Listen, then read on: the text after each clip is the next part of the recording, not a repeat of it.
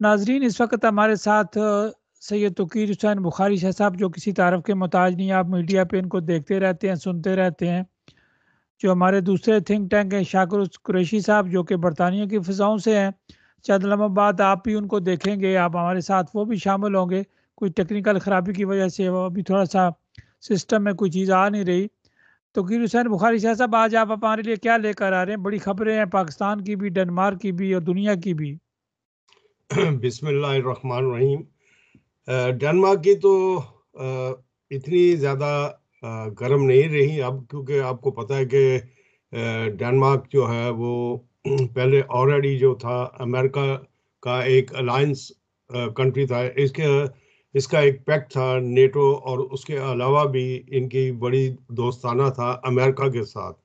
और आपने देखा होगा कि डेनमार्क ने ये यूक्रेन की वॉर में बढ़ चढ़ के हिस्सा लिया, और दूसरी जो मिडिल ईस्ट की वॉर थी उसके अंदर भी बढ़ चढ़ के इसने हिस्सा लिया। लेकिन अमेरिका के अब जो नए सदर आ रहे हैं मंडे को, ट्रंप, उन्होंने अपनी चिरधराहट दिखाई है और उन्होंने कहा है कि मेरी फौजें जो हैं ऑलरेडी ग्रीनलैंड में हैं, और शाह मैं साहब, हर ट्रम्प भी तो सूरत। अमेरिका के चौधरी हैं।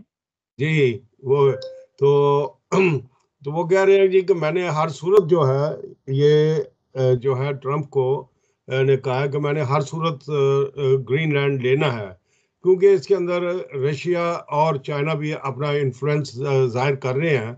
और अगर ये वहां पे पहुंच गए तो मेरा यूरोप के साथ रास्ता कट जाएगा, लिहाजा मैं हर सूरत में इसको हासिल करूंगा। और ये डेनमार्क की नालायकी है कि डेनमार्क ने 2019 के बाद, जब ट्रंप ने पहले ये कहा था कि मैं ऐसे करूंगा, तो इनको चाहिए था कि वहाँ की आबादी पे पैसा खर्च करते, जंग की बजाय वहाँ पे मदनियात को निकालते।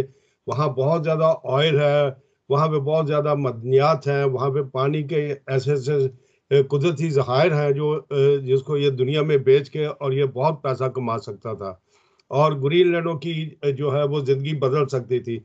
लेकिन डेनमार्क ने जो है वो उसकी तरफ बिल्कुल केयर नहीं की। अब ग्रीनलैंड जो है वो आज़ादी मांग रहा है।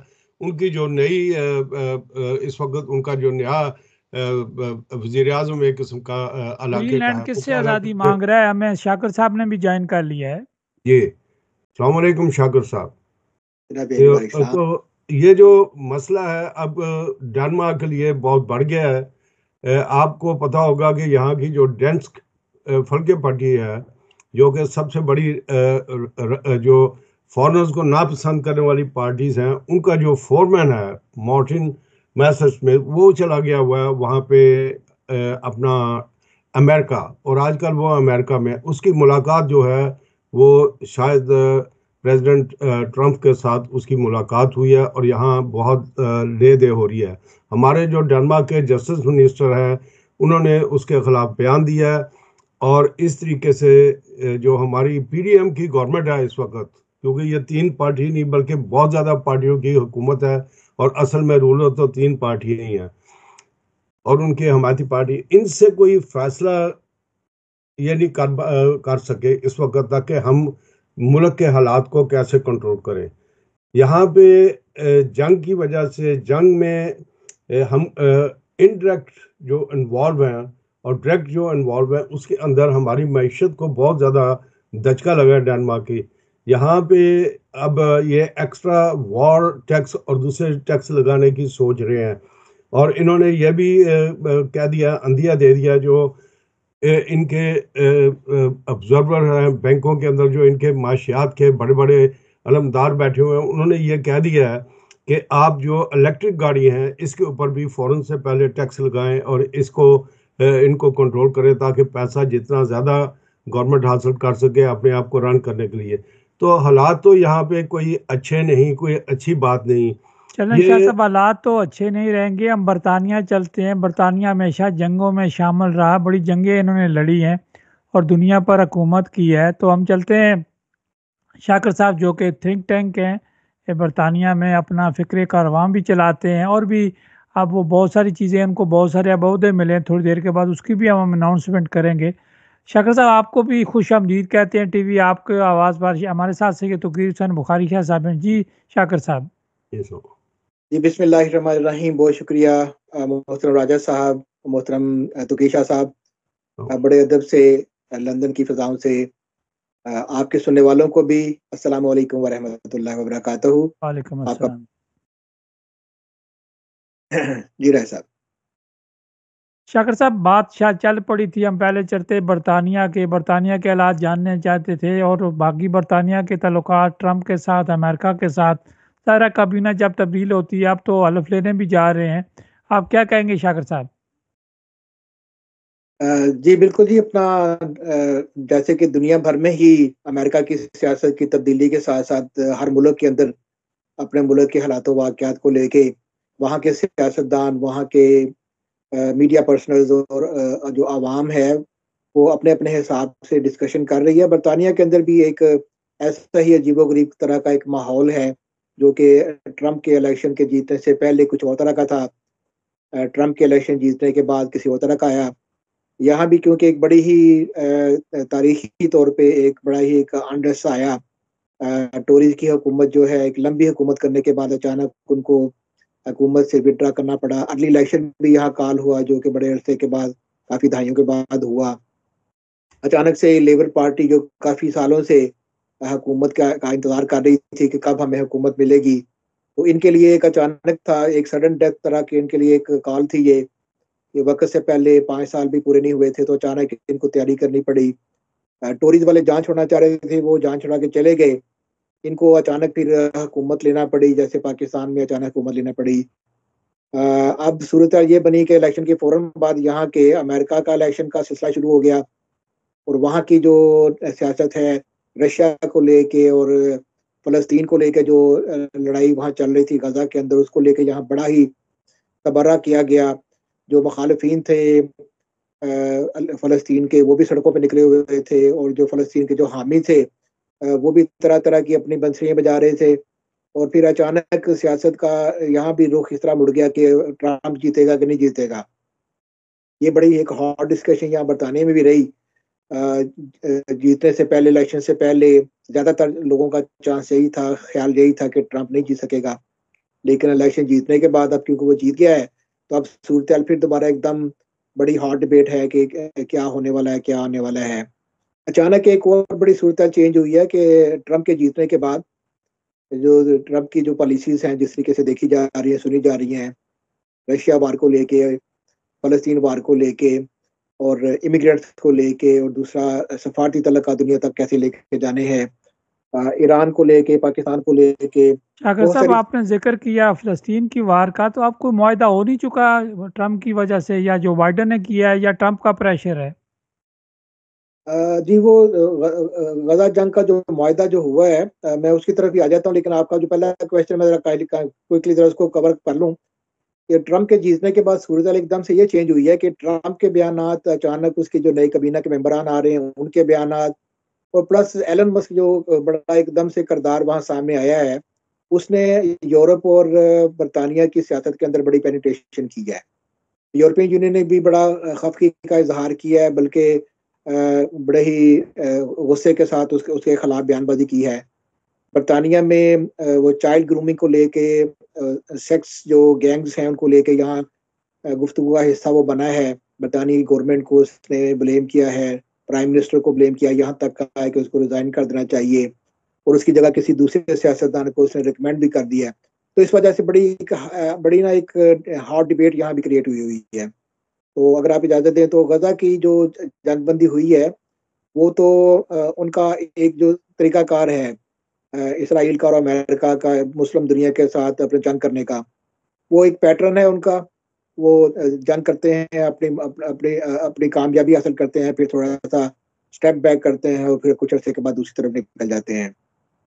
गज़ा की जंगबंदी हो गई, लेकिन ये बड़ा ही एक कंट्रोवर्शियल तरह का ये एक फैसला है, कंट्रोवर्शियल तरह की ये सिचुएशन है और बड़ी ही एक के सैर हासिल किस्म की गुफ्तगू इसके ऊपर की जा सकती है। जी, राय साहब। जी, शुक्रिया शाकिर साहब। शाह साहब, आपने शाकिर साहब की बात सुनी, शाकिर साहब ने ज़िक्र किया ट्रंप का किया, जो बाइडेन चले जाएँगे, और दुनिया का ये गज़ा की उन्होंने बात की। दुनिया के हालात तब्दील हो गए हैं, डेफ़िनेट जो भी नई हुकूमत आती है उसके तल्लुकात पर नज़रसानी की जाती है। शाह साहब, आप किस तनाज़ुर में इन चीज़ों को देखते हैं? देखिए जी, बहुत अच्छा तजिया किया है शाकिर कुरैशी साहब ने, बहुत अच्छी बात की है। इस वक्त दुनिया में जो इकोनॉमिकल हब है, वो 3 ममालिक ने सबसे ज़्यादा फ़ायदा उठाया है, रशिया, चाइना और इंडिया ने। इंडिया ने तो मीडिया वॉर में झूठ बोलकर जो उनके करोड़पति हैं, उनको अरबपति बना दिया। यानी कि उन्होंने इतनी, आज की अखबार में भी, हमारे इंटरनेशनल और डेनिश अखबारों में भी था कि उनके जो है बहुत ज़्यादा ऐसी कंपनीज हैं जिन्होंने अमेरिका और इंग्लैंड के अंदर बहुत ज़्यादा घपले किए हैं और बहुत ज़्यादा अरबों के डॉलरों के हिसाब से उन्होंने फ्रॉड किए हैं। और ये तो अब अदालतें जानेगी कि क्या था, कुछ 8 साल से चल रहे हैं, कुछ अब नए केसेस सामने आए हैं। तो इंडिया ने बहुत ज़्यादा फ्रॉडबाजी की है और अपने आप को दुनिया के अमीर तरीन ममालिक में शामिल करने के लिए, ये वो मुल्क है, शाकिर कुरैशी साहब को याद होगा कि शाह साहब, आप 1900, इंडिया की बात कर रहे हैं या भारत की बात कर रहे हैं? भारत भारत सॉरी, भारत, मैं हमेशा भारत कहता हूँ, लेकिन आज मैं थोड़ा सा क्योंकि फ्रेश नहीं हूँ, तो मैं इसलिए थोड़ा सा उस तरफ चला गया हूँ, क्योंकि शाह साहब, आपको मैंने, फ्रेश आपको होना याद है कि चाहिए। मैं कभी भी इंडिया नहीं शाह कहता, साहब मैं हमेशा भारत ही कहता हूँ। शाह साहब, आपको फ्रेश होना चाहिए। देखें, पाकिस्तान में अदालतें आज़ाद हो नहीं, गई मैं हैं, कोई फैसले साथ आज़ाद पढ़ हो। रहा था ना, तो इसलिए मेरा जहन उधर जा रहा था। अच्छा, बात ये है कि भारत जो है, इन्होंने अपने जोगी जो हैं वो सड़कों पे छोड़ दिए हैं। आप ये देखिए कि हमारा जब रेडियो प्रोग्राम होता है, इसके अंदर इंटरफेयर होते हैं। इसके अलावा हमारे जितने मोबाइल टेलीफोन्स हैं, इसके अंदर जितने भी स्कैंडिनेविया के अंदर, इन्होंने, गवर्नमेंट ने अब ऑफिशियल अनाउंसमेंट किया है, नॉर्वे, स्वीडन, डेनमार्क के अंदर ये डुप्लीकेट इन्हीं ममालिक के नंबर जो हैं वो इशू हुए हैं, सिम्स भी इन्हीं की इशू हुई हैं, और वो इंटरफेयर कर रहे हैं हर बंदे को 3-4 दिन। और कल, आपको पता है कि ये बताना ज़रूरी है, कल आपको पता है कि मैं यहाँ इंश्योरेंस कंपनियों का जो था अपना एक फंड, उसके अंदर आप जी भी जी, इनवाइट थे मीटिंग। लेकिन आप नहीं आए, लेकिन मैं गया हुआ था वहाँ पे। तो वहाँ पे भी यही बात हुई कि जो ये प्रेशराइज इस वक्त हो रहे हैं, ये जो चोरियां हो रही हैं, ये जो डाके मार रहे हैं कि लोगों को टेलीफोन किया जाता है जी कि हम फलानी जो है यानी कि बिल गेट के किसी प्रोग्राम से बोल रहे हैं, या किसी आईबीएम से बोल रहे हैं, या किसी दूसरे कंपनी से हम बोल रहे हैं, मैं ज़्यादा का नाम नहीं लेना चाहता, तो उनकी तरफ से, और वो आपके अकाउंट्स को जो है वो हाइक कर लेते हैं, और इससे लोगों को डेनमार्क के अंदर खुसूसी तौर पे बहुत बड़ा लॉस हुआ है।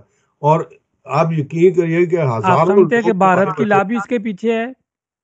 जी, ये भारतीय लॉबी और तो कोई नहीं है, क्योंकि इनके ये सारी जगह पे पूरे यूरोप में बैठे हैं। आप कुरैशी साहब से पूछ सकते हैं कि जब मैं इंग्लैंड में पढ़ने गया था, तो अच्छी तरह मुझे याद है 1967 के अंदर मैंने रोज रॉयस में अप्लाई किया कि मैं वहाँ पे मैकेनिकल इंजीनियरिंग का अप्रेंटिसशिप लेना चाहता हूँ।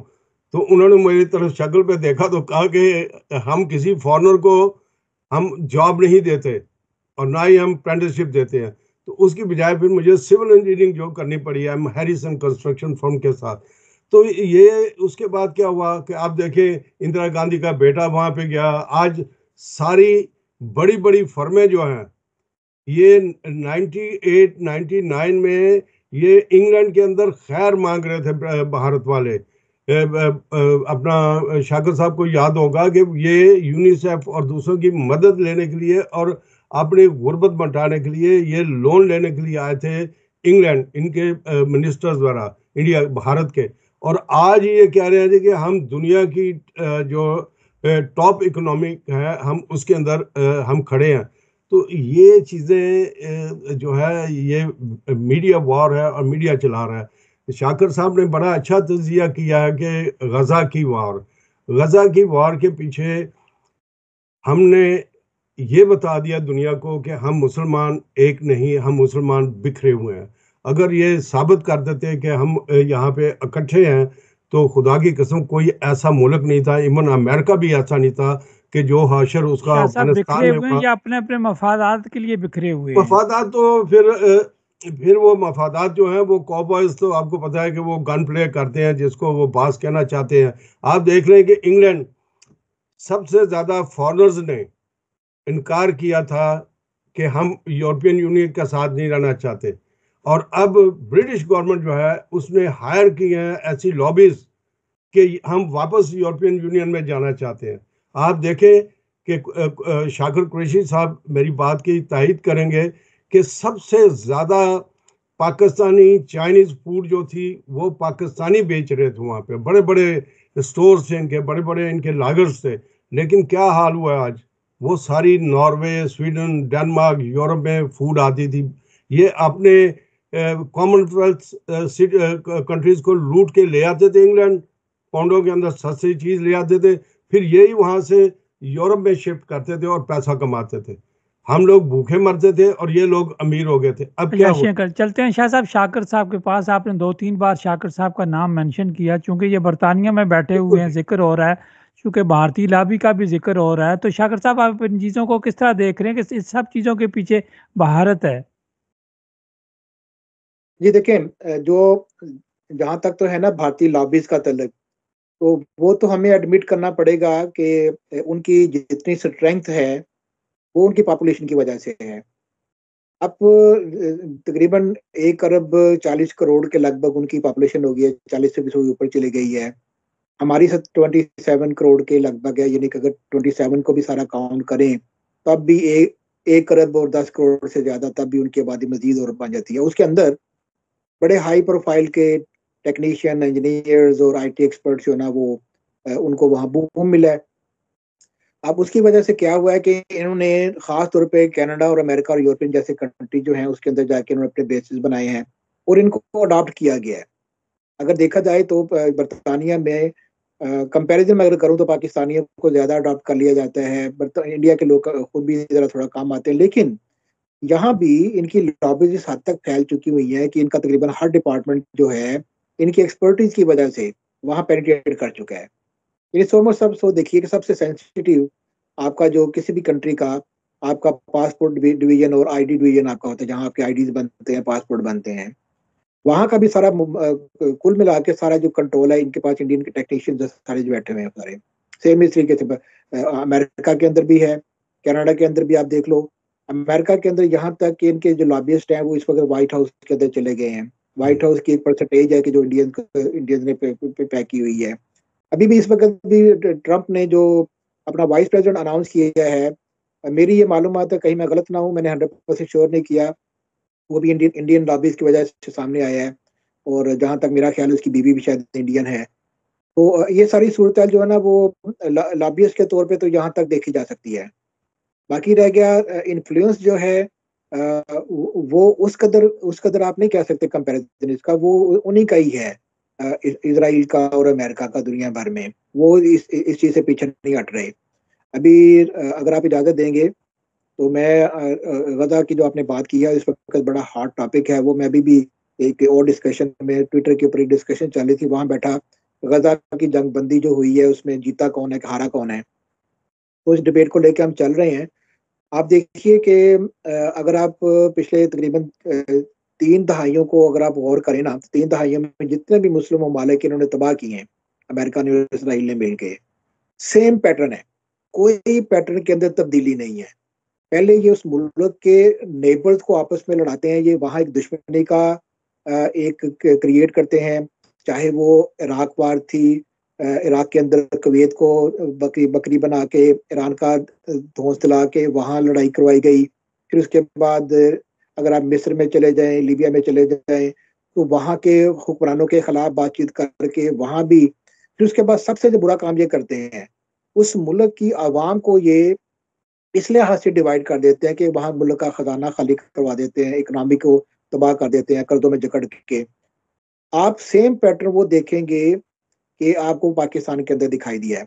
अफगानिस्तान की वार निकलने के बाद सारी दुनिया ने, हमने सब ने, आपने भी सब ने यही कहा कि ये यहाँ से ये बड़े जलील रुसवा होकर निकले हैं, ठीक है, माफिया मांग के निकले हैं। मैं इस चीज को बिल्कुल एग्री नहीं करता, मैं इसको खरीदारी नहीं इस चीज का। मैं, वो अपना काम पूरा करके निकले हैं वहां से, अपने बेसिस वहां उन्होंने बना दिए जैसे बाकी सारी दुनिया बनाए हैं। जब मर्जी चाहेंगे वापस वो आ जाएंगे, जैसे आज वो सीरिया में वापस आ गए हैं। और सीरिया में क्यों आए हैं? अफगानिस्तान से निकल के उन्होंने फलस्तीन का पूरा, जो गजा की पट्टी उन्होंने खाली करवानी थी।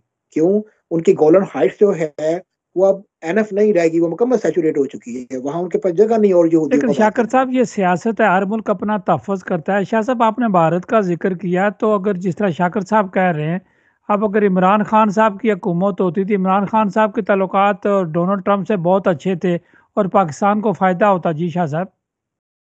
नहीं, ऐसे नहीं होता। इमरान खान से छोड़कर किसी और के भी होता तो सबसे पहले आप अपने मुल्क की इकोनॉमी को दुरुस्त करें।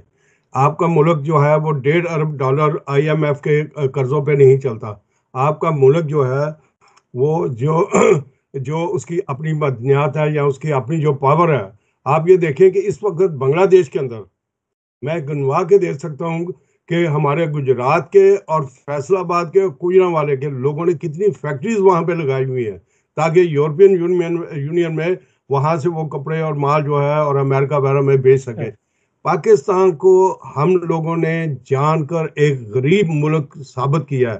हालांकि Pakistan economically more richer than India, और ये साबित है और ये मैं साबित कर सकता हूँ। लेकिन वजह क्या है कि हमारे लोगों में सब्र नहीं। हम जिस पार्टी से, अब मैं मुस्लिम लीग काफ का हूँ तो मैं ये कहूँगा जी चौधरी शुजात हुसैन जो है उससे अच्छा लीडर कोई नहीं, लेकिन मैं नहीं मानता। मैंने आपके सामने आपके रेडियो में मैंने चेयरमैनशिप छोड़ी और मैंने हर चीज़, लेकिन मैं मुस्लिम लीग हूँ, मैं कभी किसी दूसरी पार्टी में नहीं जाऊँगा क्योंकि मेरा वतन है तो मैं हूँ, मेरा वतन नहीं है तो मैं कुछ भी नहीं हूँ। इस मुल्क में इंग्लैंड में रहते हुए भी मैंने ये देखा है कि हमारे वतन को किसी ने बाहर से आगे तबाह नहीं किया, हम लोगों ने खुद पाकिस्तान को तबाह किया है। हमने खुद पाकिस्तान के, आप ये देखें कि शाह साहब हमारा, आपसे हमसे मुराद क्या कि हम लोगों वज़ीर आज़म जो है, हम तो अवाम ने तो नहीं तबाह किया, ये तो सारे वज़राए आज़म नहीं, आते हम ये तबाह साथ कर। हैं, हम साथ हैं। हम, वजीर आजम अकेला कुछ भी नहीं कर सकता, हम सब लोग साथ हैं। हम जिसके पीछे लगते हैं हम उसको तौबा इस्तगफार इतनी बुलंदी पे ले जाते हैं कि उसके उसके गुण गाते हैं।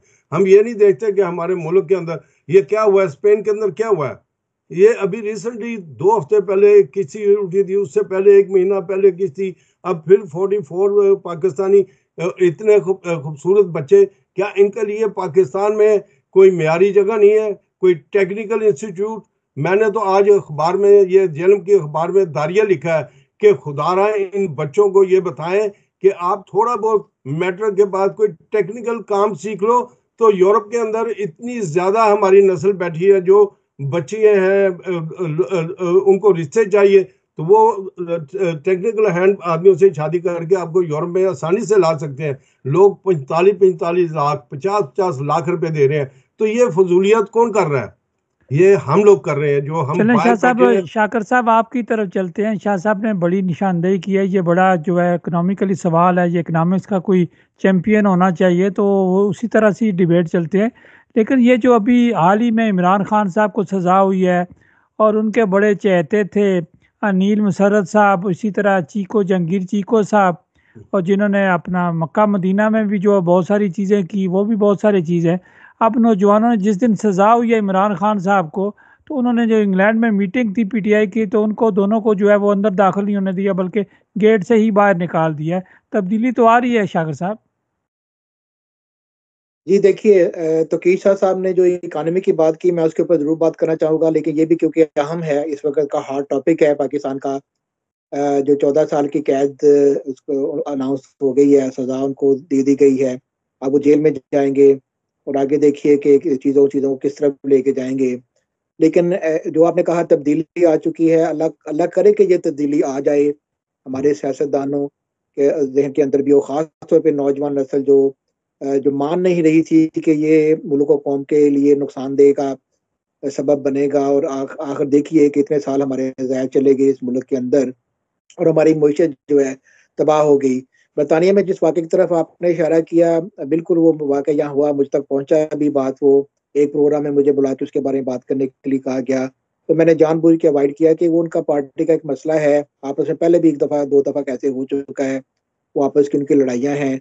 लेकिन जिसका जो किरदार है, जिसने जो बुरा किरदार अदा किया है, वो एंड ऑफ द डे फिर वो रिकॉल तो करता है, सामने तो आता है, फेस तो करना पड़ता है। हैविंग सेड दैट, आपने खुद ही कह दिया कि मदीने भी में जो हरकतें वहाँ हुई, तो अल्लाह तबारक ताला को वो भी सारी हिसाब उसका भी लेना है।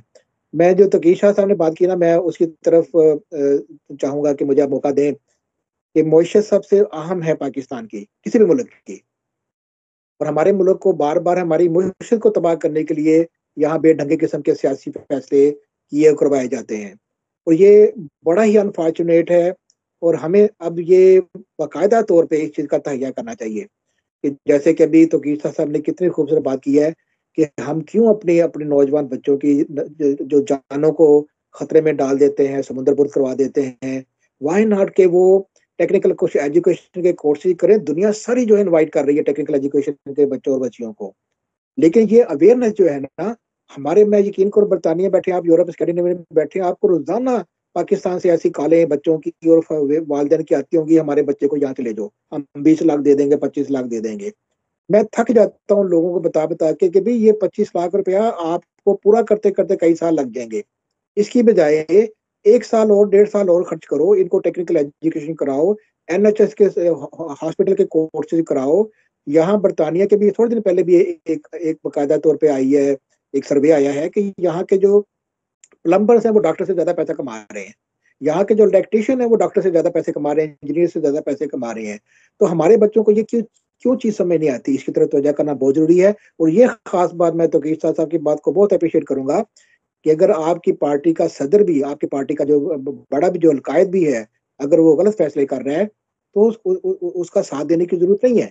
और आपके 100 में 100 सोच के अंदर जो आपके हैं, सुबाइयत जो है, आपकी जो लिसानियत है, आपकी जो जो फिरके के अंदर, जो मसालक के अंदर अब जो तफरीक तो हम तकसीम हो चुके हैं, इसकी तरफ तवज्जो करना हमारी बहुत जरूरत है।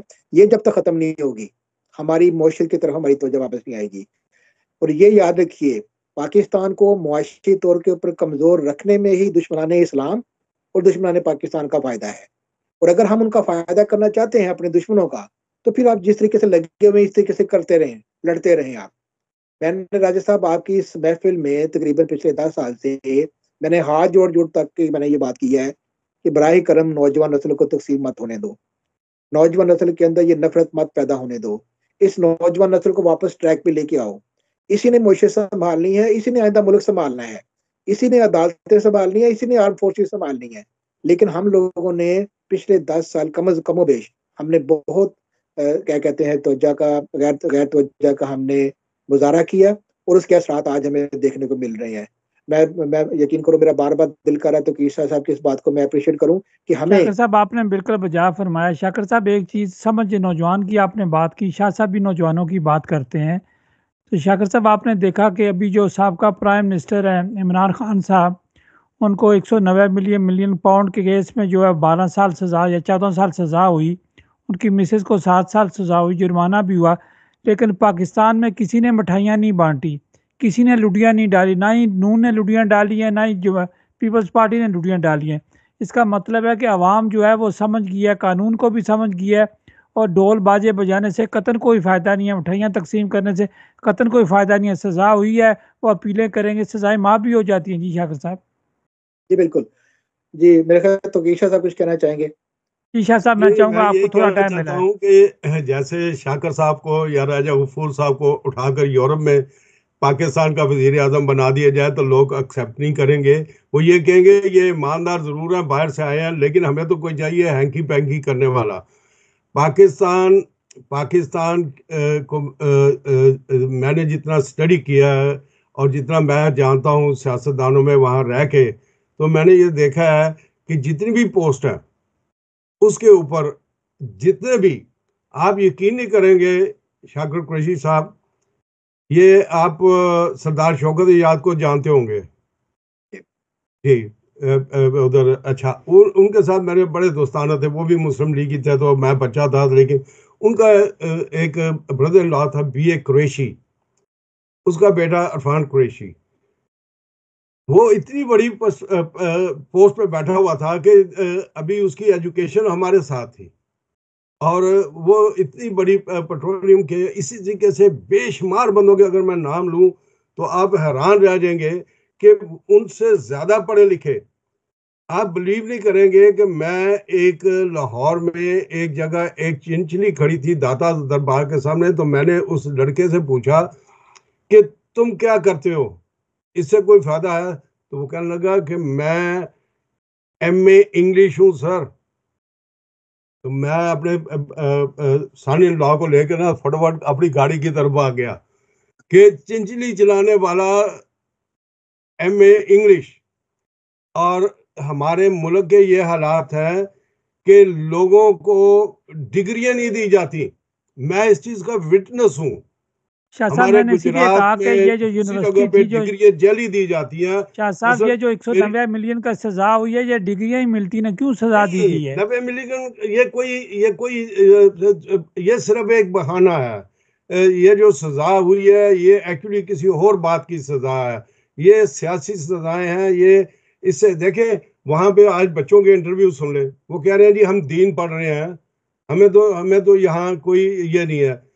ठीक है, एक गलती जरूर हुई। देखे, मैं इमरान खान का फैन नहीं हूँ, मैं नवाज शरीफ का फैन नहीं हूँ, मैं पाकिस्तान का फैन हूँ। अब आप मैं तो आपको इस फैसले बताता की हूँ, भी हमायत करते हैं, मुझे पता मैं है आप इस मैं आपको फैसले की बताता हमायत हूँ। करते हैं। गोगी, फराह गोगी कौन? नून लीगी, कट्टर नून लीगी। उसका बाप दादा, उसके ससुराल सारे नून, क्योंकि वो गुजरांवाले की है, मेरे ससुराल जो है वो कामों की के हैं। तो मैं उनको जानता हूँ कि वो किस तरह बैक। अच्छा, फिर ये नवाज शरीफ की जो वाइफ है पीरनी साहब, और भाई मैं भी तो पीर हूँ। मेरे इतने ज्यादा मरीज हैं इंग्लैंड के अंदर कि मैं तो टेलीफोन पे फूके इमरान खान मारता की हूँ। वाइफ। मैं तो मजदूरियां करता फिरता हूँ। मैं तो तो शाह टैक्सी साहब चला फिर के सजा अपनी किसने जिंदगी गुजारता हूँ। दिलवाई है? जी नहीं नहीं, नहीं, पहले बात कर पहले रहा हूँ तो ये तो कि शाह साहब, वो नवाज शरीफ साहब की वाइफ नहीं, इमरान खान की वाइफ है पीरनी। नहीं इमरान के, लेकिन आप उनके बैग में जाए तो देखें कि मसले क्या है। कि मसला ये है कि वो भी कट्टर नून लीग है ना सारे। ये तो मसला था पावर का।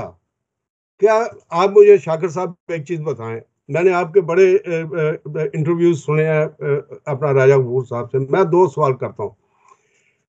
इमरान खान ने आने से पहले ऑन मीडिया ये कहा था कि मैं नवाज शरीफ वगैरह से हिसाब लूंगा, और जरदारी से तोशा खाना का। फिर इसने भैंसें बेची, बकरियां बेची, कारें बेची, और फिर खुद तोशा खाना में फंस गया।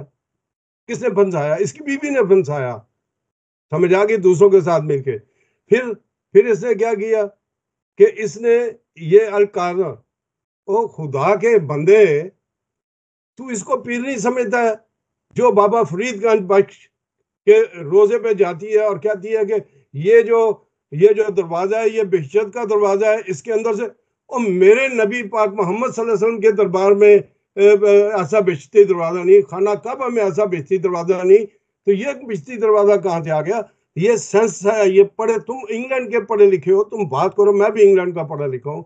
मैं तो यानी इस चीजों को नहीं मानता। मैं मानता हूँ तो कुरान शरीफ शाह को, साहब मैं देखें, मानता ये हूँ। एक बात है शाह साहब, सजा को जो है ना लोगों ने खुशी से नहीं लिया। अब तारड़ साहब सवाल की हम जो जवाब लेते हैं ना इनसे कि शाह ये साहब अपना बताएं लेते कि हैं शाकिर साहब क्या से। उसको नहीं शाकिर साहब, पता लगा तारड़ मैं साहब क्या ने भी कर रहा हूँ? प्रेस कॉन्फ्रेंस की, अपना ख्वाजा आसफ साहब ने भी प्रेस कॉन्फ्रेंस की, लेकिन उन्होंने इस तरह की खुशियां नहीं बनाई, इल्जामात नहीं, गिनकर कैसे सुनवाए। बनाए? देखे ना, कल अभी जो तो उनकी आजम बारी तारड़ भी है साहब ना, है, उन्होंने सबकी कहा कि बारी है। इमरान खान साहब माफी मांगे तो सजाएं माफ हो सकती हैं। नहीं, जी शाकिर साहब। काफी। ये एक सियासी देखे इसके पहलू में क्या है। इसके पहलू शाह में साहब, है शाकिर साहब से जानते हैं, शाकिर साहब से एक जानते सेकंड, एक सेकंड, ये भी स्वाद स्वाद सुन। इसके पहलू में क्या है कि हम कॉमनवेल्थ सिटीजन हैं। हम अंग्रेजों के किंग जो है चार्ल्स, हम उसके अम्ब्रेला के नीचे हैं। जब तक वो नहीं चाहेंगे कि हम, उन्होंने पाकिस्तान को पैदा होने से ही एक्सेप्ट नहीं किया। आप देखिए कायदे आजम की हिस्ट्री बदल दी उन्होंने कहा जी कि कायदे आजम ने नहीं हैं। शाह साहब, पाकिस्तान का आज़ादी दी है, चल आज़ादी तो पाकिस्तान का। बरतानिया नहीं दी है ना। फिर अब जी कुरैशी साहब आप। अच्छा, शाह साहब से बड़े अदब के साथ, अपना गोगी जो है ना, वो उसके मियाँ जो है वो गुजरांवाला के कामों की आपके इलाके के हैं। लेकिन जो गोगी है वो शेखुपुरा के एक छोटा सा गांव है, उसका नाम है रख माछी के, माछियों का वो एक छोटा सा गांव है। जी वहाँ की रहने वाली, वहां से निकली है। मैं उनके किरदार की तरफ, उनके उनके उनके नहीं जो नहीं, जिंदगी किरदार पे नहीं हम जा रहे हैं, हम बात कर रहे हैं कि कोई जिक्र नहीं करूंगा, लेकिन मैं थोड़ी सी तस्दीक करना चाहता हूँ। बस ये है कि हमारे पाकिस्तान का आज तक का तो अलमिया ये है, मैं इसको अलमिया का लफ्ज़ इस्तेमाल करने लगा हूँ, कि जब तक तो मियां नवाज शरीफ साहब जो कि पाकिस्तान के एक सियासतदान है, जैसे बाकी सारे सियासतदान हैं, जैसे काफ लीग के चौधरी शुजात साहब है, वो भी सियासतदान, वो जी भी तो मुस्लिम नहीं थे ना। परवेज इलाही भी तो एक वक्त था मुस्लिम लीगी थे ना, उनके वालिदैन भी तो मुस्लिम लीगी थे ना। अच्छा, लेकिन ये है कि जब तक मेरे ख्याल के मुताबिक ये अलमिया है कि जब तक जिंदगी है नवाज शरीफ साहब की, नवाज शरीफ का नाम लेके, नवाज शरीफ को बुरा भला कह के, नवाज शरीफ को गाली निकाल के, नवाज गाली शरीफ नहीं के देनी मुकदमे, चाहिए। नवाज शरीफ के खिलाफ मुकदमे बना के, ये पाकिस्तान की अगली आने वाली तारीख के अंदर भी नए नए रंग रूट जो है ना वो सियासतदान बनेंगे। और इसको कभी किस तरीके से इस्तेमाल किया जाएगा, कभी इंटरनेशनल लेवल पे इस्तेमाल किया जाएगा, कभी पाकिस्तान के अंदर सियासत के तौर पे इस्तेमाल, किसी को ले लो आप, शेख रशीद को ले लो, आपके वो जो लामा साहब आए थे कनाडा से उसको ले लो, यानी इमरान खान को ले लो, जिस बंदे को 50 करोड़ उसके वालिद मोहतरम ने दे दिया, जो सब सारी जिंदगी ये कहता रहा कि इस जैसा सियासतदान नहीं है, लेकिन जब उसको कहा गया कि भाई इसकी तारीफ नहीं करनी, इसको गाली निकालनी है, तो फिर मशहूर हो गए। तो गाली निकाली जो ही, तो फिर वो जो पाकिस्तान के अंदर हम जिसको कहते हैं दुश्मनाने इस्लाम और पाकिस्तान, उसका 70% लोग जो है ना, उनका ना इस्लाम से तल्लक है ना पाकिस्तान से तल्लक है, वो फौरन उनके पीछे आ जाते हैं। जब फौरन उनके पीछे आ जाते हैं तो उनको बैकअप मिलता है, उनके कंधे के ऊपर आके हाथ रखा जाता है, उनको फॉरेन फंडिंग की जाती है, उनके इंटरनेशनल लेवल पे चाहे स्कैंडिनेवियन है, चाहे अमेरिका, कनाडा, चाहे बरतानिया है, बड़े बड़े थिंक टैंक जो उनके बारे में कॉलम लिखना शुरू कर देते हैं, उनकी पार्लियामेंट के अंदर उनके बारे में बिल पेश करने होने शुरू हो जाते हैं। ये अलमिया है हमारे मुल्क का, इस अलमिया को समझने की बहुत बहुत बहुत शिद्दत के साथ जरूरत है। बाकी देखिए, मैं जब का इस महफिल में बैठा हूँ, मैंने ना किसी मुखालिफ सियासतदान की बात की है, ना ही मैंने आप अपना शाकिर साहब आपने नहीं की, मैं तक वाद देखे डेनमार्क में इमरान खान साहब को सजा हुई है, कोई मुस्लिम लीगिया नहीं बोला, किसी ने खुशी नहीं मनाई। इसी तरह ना ही कोई पीटीआई का बंदा बोला है कि इमरान खान को सजा से जो है गलत हुई है या सही हुई है, बिल्कुल वो भी नहीं बोले।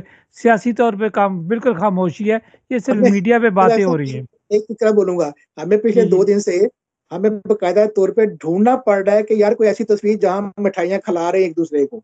तो पुरानी तस्वीरें निकाल निकाल के हमने ना, अच्छा पुरानी तस्वीरों में से फिर देखा सोशल मीडिया के ऊपर वो इमरान खान की और उनके उनके अलवी साहब के आपस में जो मिठाइयां खिला रहे हैं नवाज शरीफ साहब को अंदर करने में, वही तस्वीर लेकर लोग उसको एज एग्जाम्पल उसको इस्तेमाल कर रहे हैं। हमें वो तस्वीरें नहीं मिली। शाकिर साहब मानना पड़ेगा कि इमरान खान साहब लोगों के दिलों में बसते हैं, लोग रंजीदा है, मुस्लिम लीग नून के भी रंजीदा हैं। बिल्कुल बिल्कुल, पाकिस्तानी तो है ना सब। देखें, हम ना खुश है। देखें, शहबाज शरीफ जो है वो पाकिस्तान के इस वक्त वजीर आजम है। अगर मैं उनको गाली देता हूँ तो इसका मतलब है कि मैं अपने मुल्क को गाली दे रहा हूँ। मुखालफत अपनी जगह, लेकिन गाली मारते हैं नवाज नहीं, शरीफ। परवेज इलाही साहब की बदवाएं लग गई इमरान खान साहब को। नहीं नहीं नहीं, मैं किसी को, मैं ना नवाज शरीफ को बदवा देता हूँ, ना जरदारी को, ना इमरान खान। मैं तो दुआ करने वाला हूँ। शाह साहब, ये हम तो और आप इंफॉर्मेशन नहीं नहीं, मैं तो आप तो सादे और शरीफ लोग हैं ना। नहीं नहीं, हम मैं तो राजा साहब के देखे दोस्त है, शरीफ लोग हैं हम तो। हम सागर क्लोजिंग की साहब तरफ की जाते हैं, सैयद, हमारे पास मेरा 2-3 मिनट काम है, है इसमें दुआ हमने करना। क्लोज करना है।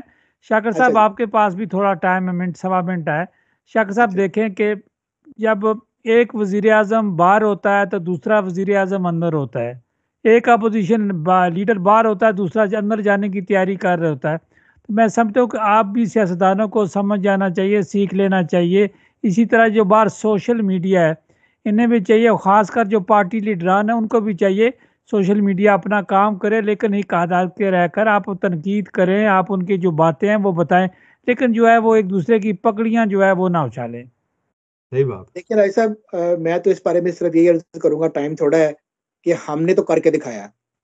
मैं तो कई दफा ये जिक्र कर चुका हूँ, वातवासो बिल हक के वातवासो बिल सब्र, इसका सही मानों में सबूत जो है ना हमारे नवाज शरीफ साहब ने करके दिखाया है।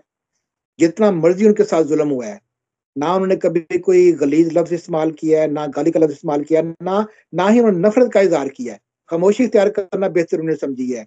हर तरह का नुकसान उन्हें बर्दाश्त करने के बावजूद आज भी आपको वो खामोश बैठे दिखाई दे रहे हैं। कर क्या रहे हैं वो और सारा उनका खानदान और उनकी सारी सियासी जमात अभी भी उड़ान का जो प्रोग्राम दिया है, उस उड़ान के प्रोग्राम के अंदर या पंजाब के अंदर जो कुछ काम हो रहा है उसके अंदर कोई मोहर नहीं है, कोई स्टैंप नहीं है। सबके लिए वो उड़ान का प्रोग्राम बनाने के बाद, अनाउंसमेंट करने के बाद 2029 तक $1 ट्रिलियन की मईशत बनानी है मरकज की। पंजाब की अचीव कर चुके हैं हम। मरकज को भी $1 ट्रिलियन की अचीवमेंट देनी है 2029 तक, और सारे कर्जे खत्म।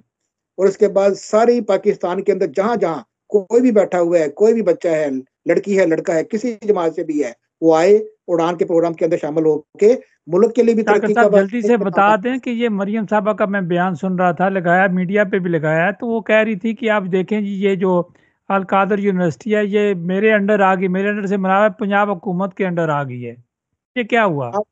अदालती तौर पे उसका उसका जो उसको कह दिया गया ना कि हुकूमत उसको अपने ले ले, अपने कब्जे में ले ले उसको। तवील तो में अब ले देखते ले। हैं उसको अब बेहतर तरीके से यूनिवर्सिटी बनेगी। शाह साहब ने कहा, शाह साहब काइंडली इसके ऊपर दोबारा गौर कीजिएगा, मैं आपको निगेट नहीं कर रहा, लेकिन मेरी अर्ज है कि गौर कीजिएगा कि वहाँ बाकायदा तौर पे साबित किया गया किसी तरह की कोई इस्लामी वहाँ तालीम नहीं दी जा रही थी, बल्कि वहाँ लाइव जाके लोगों ने जाके जाके वहाँ रिकॉर्डिंग की, बच्चे वहाँ डिफरेंट तरह के वो कार्टून प्रोग्राम वहाँ देख रहे थे, और किसी तरह की वहाँ तालीम बाकायदा तौर पे अभी तक शुरू ही नहीं ना डिग्री कोई हुई है।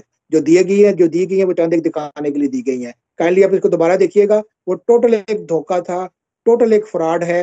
अभी अनकरीब साबित और मजीद हो जाएगा इंशाल्लाह। मैं इसके बारे में ज्यादा बात नहीं करूंगा, लेकिन आपने जो बात की है ना वो आप तक गलत पहुंची है। वो नहीं, आपने बहुत अच्छी बात की है। अब मैं भी क्योंकि मुस्लिम लीगी हूँ, खानदानी मुस्लिम लीगी हूँ, और मैं बड़ी ज़ाती तौर पे नवाज शरीफ और उनकी फैमिली को जानता हूँ। आप ये सुन के ये शौक में होंगे कि इसकी खाला मेरे मोहल्ले की है, मेरे मोहल्ले में दूसरी गली में इसकी खाला रहती है। मैं इन सबको जानता हूँ, ये मत भूलें कि मैं नहीं जानता। मैं उस वक्त जानता हूँ जब मैं पाकिस्तान में ये दाढ़ी वाड़ी नहीं थी, तो मैं यंग था। मसला ये नहीं, मसला ये है कि हमें आज सारे इख्तलाफ भूलकर, जैसे उन पे मुकदमे बने, जजों ने पैसे लिए छोड़ दिए, इमरान खान से पैसे लिए छोड़ दिए, जो भी है, ये चीज नहीं होनी चाहिए। अगर अगर शाह इसके साहब, इमरान अंदर खान साहब माफ कीजिएगा, इमरान खान साहब किसी को पैसे नहीं देते।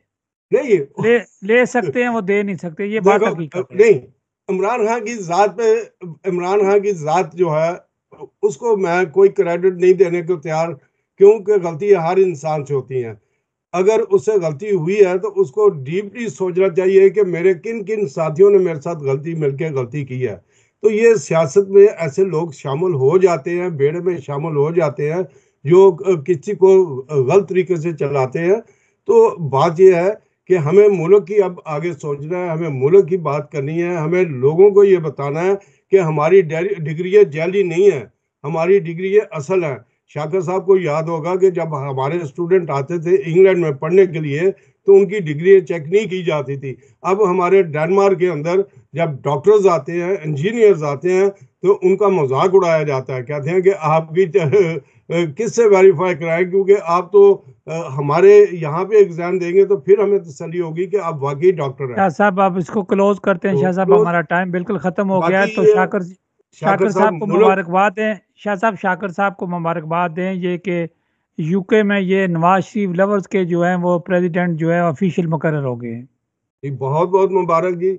और आप ये कोशिश करें कि हम मुल्क को कैसे संवार सकते हैं। हमदर्दी पार्टी सब कुछ जो है वो उधर रह जाती है। मैं जब ये देखता हूँ कि हम लोग जिनको को थोड़ा बोलना या लिखना आता है, तो हम लोग क्यों पीछे रह गए। मैंने डेनमार्क की सियासत में बहुत ही, राजा साहब को पता है, बहुत ज़्यादा हिस्सा लेता हूँ, लेकिन मुझे दुख है कि मेरे भाई जो हैं वो पाकिस्तान की सियासत के पीछे भागते हैं, और वहाँ पे ग्रुपिंग जब होती है तो जब फिरके में हम पड़ जाते हैं, तो हम पाकिस्तान में अपने इलाकों को वो तरक्की नहीं दे सकते जो हमें देनी चाहिए।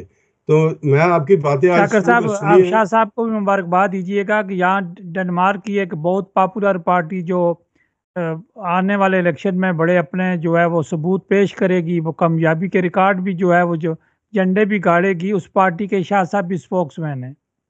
माशाल्लाह, बहुत बहुत शुक्रिया शुक्रिया आपका हमें शामिल करने का। तो गीत साहब को आज देखा, आपका राज साहब बहुत शुक्रिया कि वीडियो वाला सिलसिला आपने शुरू किया है। हमें पहले लोग आवाज सुना करते थे, अब आपकी वजह से हमारी तस्वीर भी देखेंगे। अगर आप इजाजत दे दें, हम सब के पाकिस्तान के लिए मैं दो तीन बातें जैसे मैं हमेशा करता हूँ, जी। अगर हम इजाजत दे दें, आने वाला वक्त हमारा किस तरफ जा रहा है। देखिए, इस वक्त हमें अजरबैजान के साथ हमारा गैस का एक मुआहदा हो गया है, और बड़ा ही इंतहाई शानदार मुआहदा है। अजरबैजान हमें गैस देने के लिए तैयार है और वाफर देने के लिए तैयार है।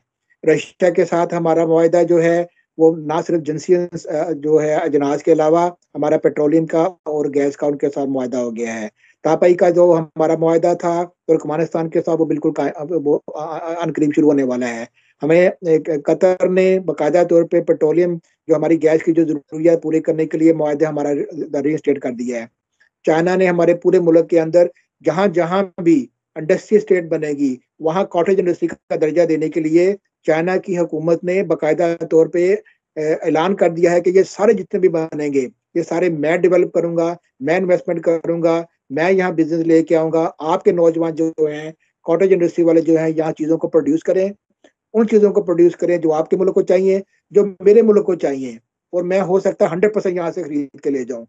आज परवान के जरिए मरकज के अंदर भी और पंजाब के अंदर भी जहां इस वक्त मुस्लिम लीग की गवर्नमेंट है वहां नौजवानों को इनवाइट किया जा रहा है कि तालीम के लिए चाहिए कर्जा, स्कॉलरशिप ले लो, बिजनेस के लिए चाहिए वो ले लो, कॉटेज इंडस्ट्री लगानी है उसके लिए ले लो, बड़ा के कारोबार करना चाहते हो आज तो 3 करोड़ रुपए तक भी पंजाब गवर्नमेंट अनाउंस की है, लेटेस्ट जो कही है। इसी तरीके से उड़ान के अंदर ये प्रोग्राम लेके हमारी मरकज से सबसे पहले सिंध में गए हैं कि ये उड़ान प्रोग्राम हमने बना दिया है। 2029 तक हमने इंशाल्लाह पाकिस्तान को बिल्कुल हमने किसमें शामिल कर देना है, डेवलप कंट्रीज के अंदर, किसमें G8 में हमने अपने आप को लेके आना है, डेवलप कंट्रीज। हम इस वक्त फिर दोबारा वापस दो जब नवाज शरीफ साहब का आखिरी दौर था उसमें हम चले गए थे अपना टेक ऑफ पोजीशन पे, डेवलपिंग कंट्री से डेवलप कंट्री में शामिल होने के लिए डेवलप कंट्रीज के लोगों ने डिसाइड किया था कि हाँ पाकिस्तान को ले लो। आज फिर दोबारा वही प्रोग्राम अनाउंस किया है और शहबाज साहब ने कहा है सिर्फ 2 से 3 साल के बाद आपका ये वतन अजीज इस्लामी जमहूरिया पाकिस्तान डेवलप कंट्री में शामिल कर दूंगा। इस उड़ान का साथ दीजिए, इस प्रोग्राम का साथ दीजिए, और आपके जो भी नौजवान बच्चे हैं आपके इस प्रोग्राम के वजह से मैं कहता हूँ छोड़ो ये लड़ाइयाँ, सिर्फ तालीम हासिल कर लो, टेक्निकल कोर्सेज कर लो, गवर्नमेंट की तरफ से प्रोवाइड किए कर लो, स्कॉलरशिप के ऊपर कर लो, उसके बाद जहां जहां दुनिया में जाना चाहते हैं जाओ। इसको ये ना समझो कि ये ब्रेन ड्रेन है, बिल्कुल ब्रेन ड्रेन नहीं है, दुनिया भर में ऐसे होता है। जब तक पाकिस्तान के अंदर वो वाला वक्त नहीं आता कि जब वहां के हर बच्चे को वहां तालीम हासिल करने के बाद जॉब मिले, तब तक आपको कहीं भी जाना पड़े जो जाइए। बरतानिया का इस वक्त लेटेस्ट जो सर्वे आया है, इस वक्त जो लेटेस्ट सर्वे आया है, बरतानिया इस वक्त दुनिया में सबसे बड़ा वो कंट्री है जिसके बच्चे यहाँ तालीम याफ्ता ज्यादा हैं, उनको वो वाला मयारी जॉब वहां नहीं मिल रही। ये बरतानिया की सूरत हाल है। पाकिस्तान तो बेचारा आपको पता है मुआशरे के किस किनारे पे खड़ा बिल्कुल है। वजह फरमाया जी। शाह साहब आपका बहुत शुक्रिया, शाकर साहब आपका बहुत शुक्रिया। शाह साहब आखिरी को कमेंट्स देना चाहें आप? जी, शाकर साहब का बहुत बहुत शुक्रिया। इंग्लैंड और पाकिस्तान में अगर तजिया किया जाए तो पाकिस्तान अल्हम्दुलिल्लाह इंग्लैंड से ज़्यादा अमीर रहा है हर लिहाज से। इंग्लैंड तो कॉमनवेल्थ को लूट के बन रहा है, उसकी रोड्स, उसके जो शहर हैं वो इतने गंदे हैं कि दिन के वक्त मैनचेस्टर बर्मिंघम में चूहे जो है सड़कों पे भाग रहे होते हैं, और पाकिस्तान माशाल्लाह इससे ज़्यादा साफ है। मैंने तो शाह अंग्रेज को साहब कहा था आपने बड़ी बात कर दी। शाह साहब इजाजत दीजिएगा, तो चलते चलते इंशाअल्लाह ताला पाकिस्तान गुफ्तगू जिंदाबाद होगी का नारा मोहब्बत के लगाइएगा। साथ। शाकर साहब इंशाअल्लाह ताला प्यार मोहब्बत से बात होगी मैं और अपने जाते जाते अपने वतन के लिए फूल निछावर करेंगे और पाकिस्तान की बात करेंगे। डजंट मैटर कौन हुक्मरान है, इससे हमें कोई बात नहीं होनी चाहिए, लेकिन पाकिस्तान को पे हमें फूल निछावर करने चाहिए। और पाकिस्तान जिंदाबाद। जिंदाबाद, जिंदाबाद, पाक फौज पाक फौज जिंदाबाद।